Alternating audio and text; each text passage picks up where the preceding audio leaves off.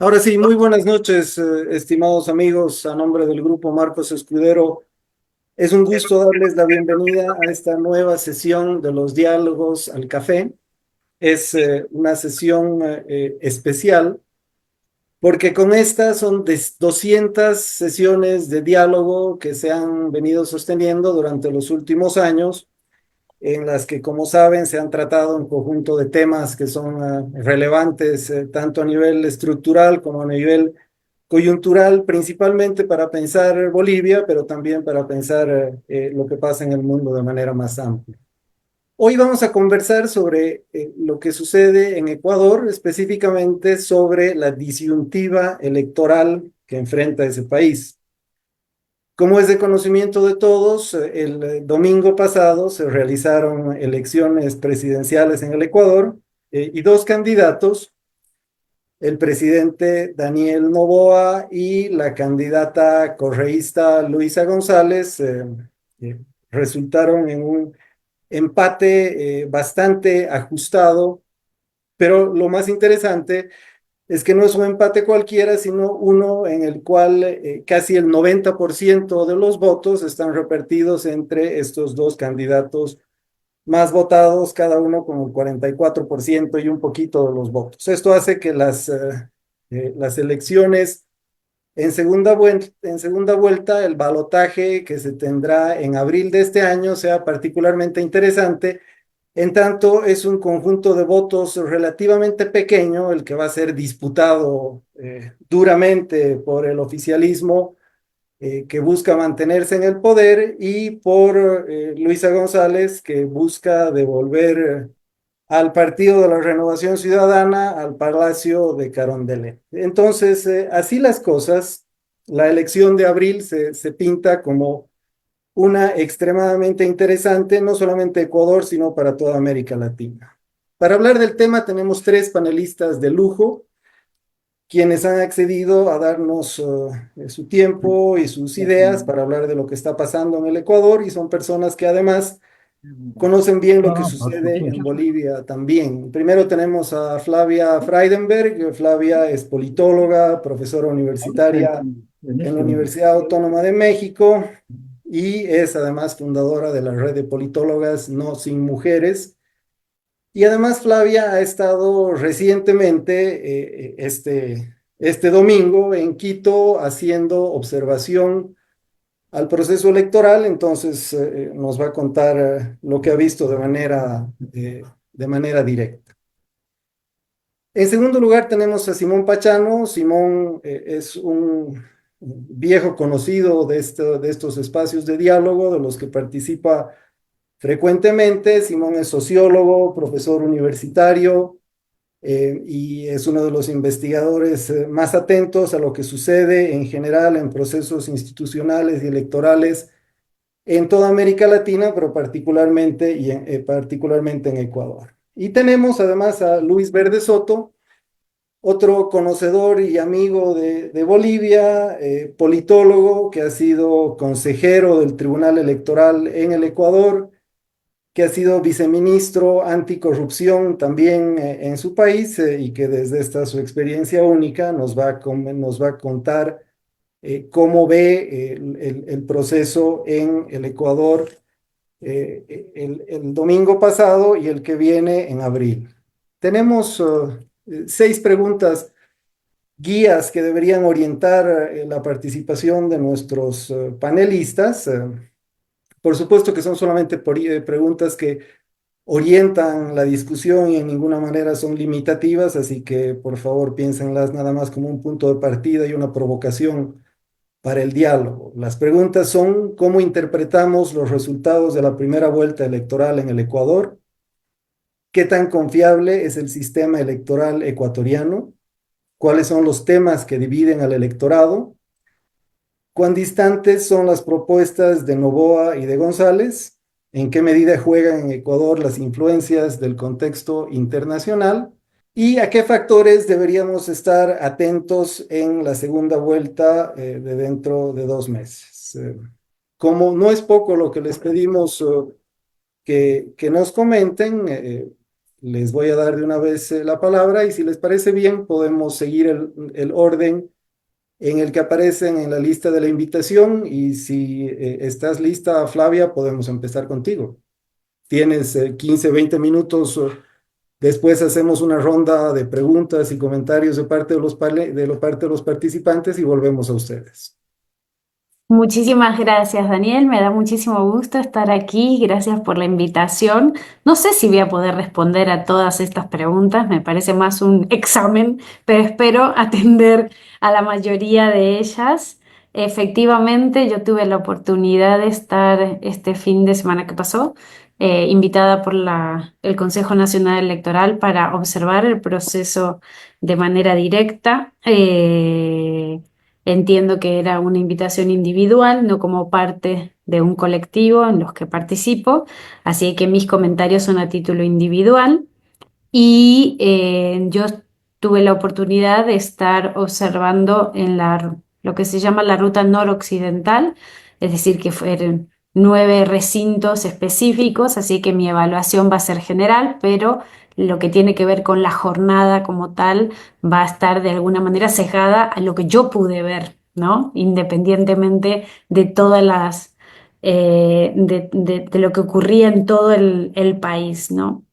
Mi primera evaluación respecto a este proceso, eh, yo creo que el tweet o el X, el post de X de la primera pregunta, mi primera evaluación tiene que ver con que fueron unas elecciones pacíficas en un contexto de calma chicha, en donde había como una sensación de que algo podía pasar, que efectivamente no pasó. Mi percepción es que ese proceso fue muy confiable en términos de preparación del proceso, en términos del desarrollo de la jornada, en términos del escrutinio y la transmisión de los resultados. La jornada electoral nos recibió con una alta participación electoral, más del 80% del padrón electoral acudió a votar.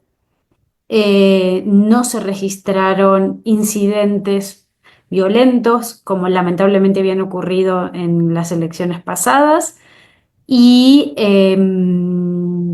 fueron además unas elecciones, si me permiten, más allá, ¿no? De que siempre, como todo proceso electoral, pueda tener algún elemento discordante específico, pero en general mi percepción es que fueron elecciones incluyentes, transparentes, producto de un aprendizaje institucional que tiene el órgano electoral, que ha adquirido el órgano electoral en las últimas décadas y que en lo particular todos los recintos en los que yo pude estar, encontré que las mesas se abrieron a tiempo, que las personas que estaban a cargo de las juntas receptoras de voto habían pasado por procesos de capacitación o tenían aprendizajes de haber estado en procesos anteriores que se manejaban, digamos, con confianza, con una cierta normalidad.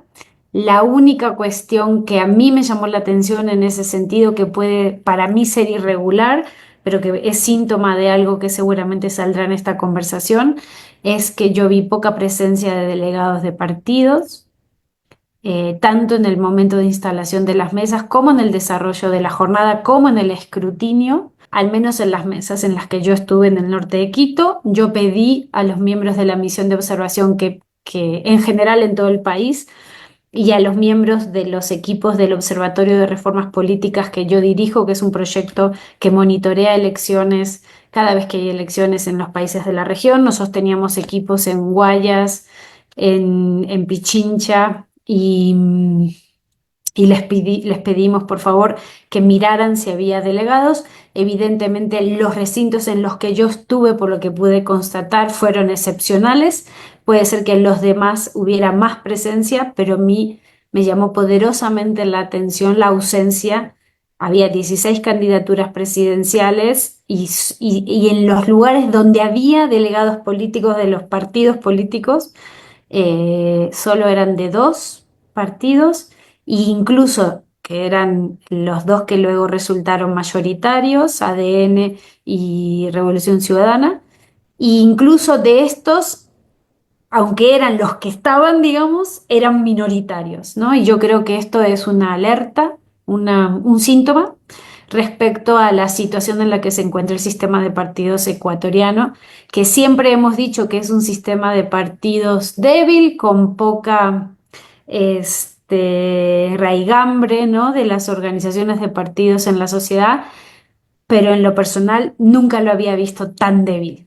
Creo que, y llevo, bueno, Simonis me dirá el año exacto, pero como unos más de 20 y pico de años estudiando el sistema de partidos ecuatoriano y nunca lo vi en una situación de ausencia o casi ausencia de organizaciones de partido, y con Simón conversábamos en una situación en la que parecen más bien partidos Uber o partidos Airbnb, ¿no? Que se alquilan para llevar a alguien hasta otro sitio, ¿no? Hacia el poder, hacia las instituciones, pero que tienen poca vida interna, poca participación de las personas con los procesos internos de los partidos y demás. Entonces, para mí, en esta primera vuelta, que fue reñida, que fue competida, que aunque hubo dos estrategias claramente, por lo menos una desde el candidato presidente, que era hacer creer que se ganaba en primera vuelta, esta estrategia fue muy fuerte. Durante el fin de semana incluso se usaron redes sociales para intentar convencer de que la gente saliera, que ya estaba todo resuelto y que había que votar por una opción, de alguna manera inobservando las reglas del Código de la Democracia, que genera veda electoral en la época, en el fin de semana, con lo cual no deberían utilizar estas redes, pero tanto en TikTok como en Instagram el algoritmo, sobre todo de las personas que estaban en Ecuador, que tienen teléfonos en Ecuador, no, no me pareció a mí, pero sí de muchas colegas o amigos de allá, le salía el candidato presidente en una estrategia muy agresiva de ya está, hay que votar por mí porque ya está todo resuelto, es en primera vuelta.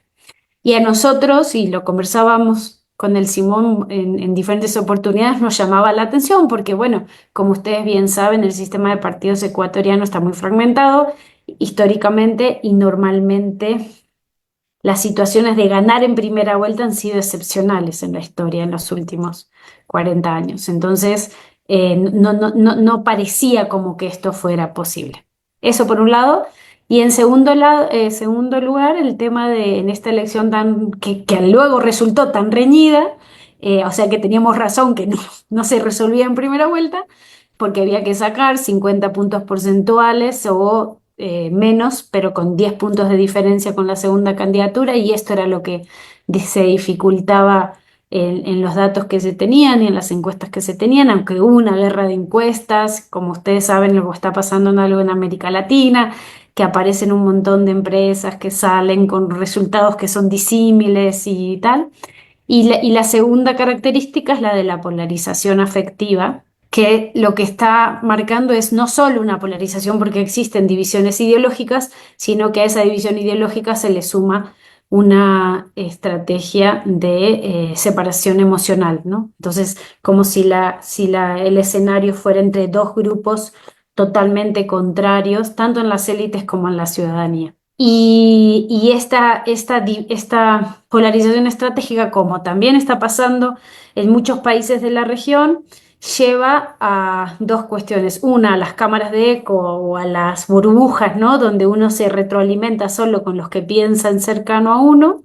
Y por otro lado, la estrategia de fraude preventivo.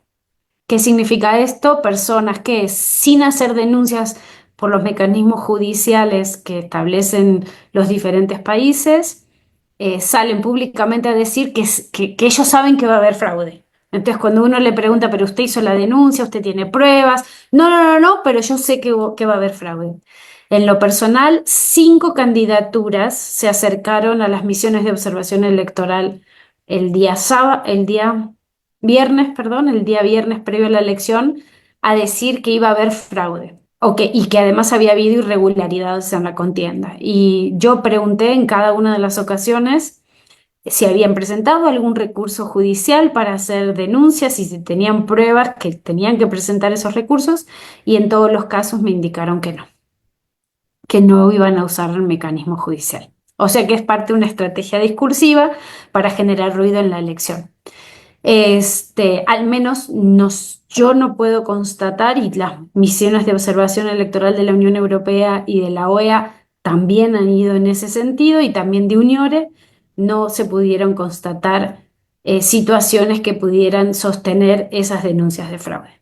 Lo que sí ha habido durante la campaña electoral por parte del candidato presidente ha sido la inobservancia del Código de la Democracia, en particular del artículo 93, que establece que un candidato que quiere ir a la reelección o que está en el ejercicio de su cargo debería eh, solicitar licencia sin goce de sueldo para poder participar en campaña electoral.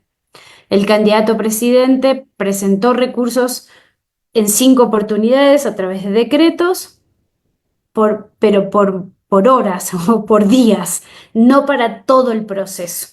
Y y en cada uno de los casos nombraba a personas que no eran las que la que había sido electa como vicepresidenta para encargarle su cargo, y la Asamblea Nacional declaraba que eso no era procedente, que era inconstitucional, y entonces no, hasta el día de hoy no hubo una situación de normalidad con relación a lo que dice la ley, el Código de la Democracia, en estas situaciones. El hecho de que el candidato presidente no pidiera la licencia y se mantuviera en su cargo, lo llevó en diferentes ocasiones a utilizar recursos públicos para hacer campaña, lo que también es una irregularidad para la observancia de la ley. Y hubo dispendio de recursos públicos que, claro, no parecerían que el órgano electoral pudiera acotar ni sancionar durante la campaña en la primera vuelta. Y por tanto, eso lleva a patronazgo y a clientelismo en el medio de la campaña, ¿no? ¿Qué significan los resultados? Sé que tanto Simón como Luis van a presentar seguramente datos concretos, pero como ustedes saben, yo solo me anticipo. La elección a día de ayer, que se terminaron de revisar las actas en un 98%, 99%, creo que fue lo último que yo vi, daba una diferencia súper pequeña entre el primer candidato y el segundo candidato más votado. El candidato que estaba en el poder, el incumbent, que gana fundamentalmente en las provincias de la Sierra y Galápagos, si no me equivoco, y en las 3 circunscripciones del voto en el exterior, que proviene del exterior, y la candidata desafiante, la representante de Revolución Ciudadana, que gana fundamentalmente en las provincias de la costa. El candidato presidente también ganó en 3 o 4 creo que 4, de la Amazonía. Y en el caso de la candidata desafiante, gana mayoritariamente en la costa, en las restantes de la Amazonía, y hay provincias que se nota claramente la diferencia, ¿no? Hay como 5 provincias donde hay una diferencia sustantiva entre ellos, donde se manifiesta esa polarización del electorado. ¿Qué atraviesa el voto del electorado? Bueno, Ecuador, como ustedes bien saben, ha caracterizado históricamente por tener un electorado dividido por el clivaje regional y además del clivaje ideológico. Yo creo que en esta ocasión lo que tenemos es la manifestación nuevamente del correísmo y frente al anticorreísmo, y sí hay diferencia ideológica entre ellos, ¿no? Posturas diferenciadas respecto a la gestión de diferentes agendas que ahora son muy importantes, como la de la seguridad. Ustedes saben que el contexto de inseguridad en el que vive el Ecuador, que atravesó esta elección, es muy, muy grave. En los últimos 3, 4 años la situación se ha degradado de una manera muy, muy sorprendente. Ecuador era un país sumamente pacífico y hoy la percepción, pero también los datos objetivos de inseguridad son muy fuertes, la crisis penitenciaria, la crisis social, la crisis energética han atravesado esta elección. Entonces, el candidato presidente apareció hace un año y medio en la elección en donde se disuelve la asamblea para convocar, para resolver una crisis de gobernabilidad, para convocar elecciones anticipadas. El candidato presidente ganó en ese momento gracias a, bueno, a diferentes razones, pero a su postura, ¿no? Respecto a cómo gestionar por un lado esa polarización y por otro lado la crisis de seguridad. En esta elección y en el debate que participó en aquel momento apareció como una figura nueva que parecía como articular, ¿no? Una manera distinta de resolver la crisis.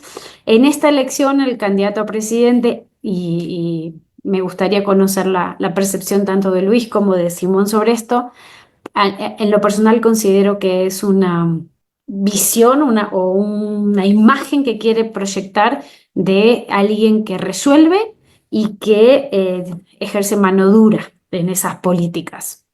Él tuvo un año y poquito de gestión, no ha sido tan exitoso en ese sentido, en resolver los grandes problemas que tenía. Ellos argumentan que le faltaba tiempo, que todavía necesitan más tiempo. Lo que yo escuché y lo que yo pude percibir es que más bien no han sido exitosos en resolver esos problemas debido a otras razones y no solo al tiempo, ¿no? Sino también inexperiencia, gente muy, muy, muy joven en puestos de gobierno sin la experiencia suficiente para gestionar la administración pública. Y Daniel, no sé si me está faltando alguna pregunta del examen que tuviera que contestar. Sobre la política internacional, yo creo que va a ser muy diferente la política internacional del Ecuador respecto a quién gane, ¿no? En México están esperando que gane Luisa para retomar las relaciones y tener vuelos directos y mejores relaciones comerciales. Si gana en la segunda vuelta Daniel Noboa, se esperaría que la relación con México, después de la crisis de la embajada, no se recomponga tan fácilmente y se prevé un alineamiento más claro con Estados Unidos, ¿no? Y con los liderazgos fuertes de la región, ¿no? Si gana Luisa, sería como un mensaje hacia la izquierda bolivariana. Bueno, el correísmo se alineó en su momento en esa línea y yo escuché en varios sectores como la esperanza de que la izquierda puede volver al poder, ¿no? Y las alianzas ahí serían con México, con Colombia, fundamentalmente, ¿no? Y creo que lo voy a dejar aquí y quedo atenta por si hay algún otro comentario o pregunta.